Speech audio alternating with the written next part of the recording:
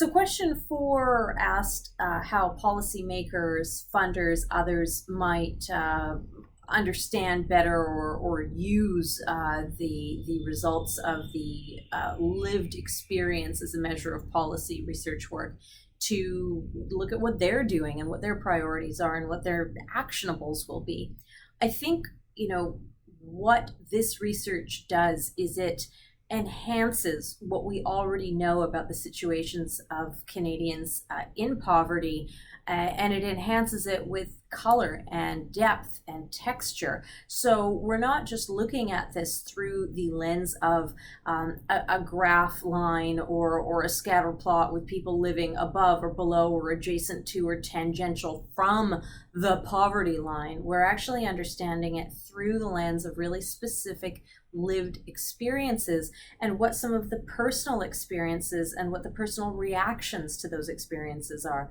Do people feel like they are in control? Do they not feel like they're in control? What does a series of personal experiences around not being able to access some pretty basic things in life, clothing, good food, good quality food, basic health, what does that do to their psyches? So this really does help flesh out the human reality of living in poverty or being someone who considers themselves to be struggling.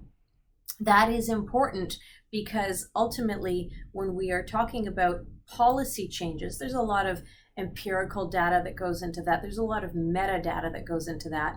But also what goes into it is storytelling and really being able to ensure that the people you're out there talking to can really see and understand what we're talking about when we speak about poverty, not just process that very dry data.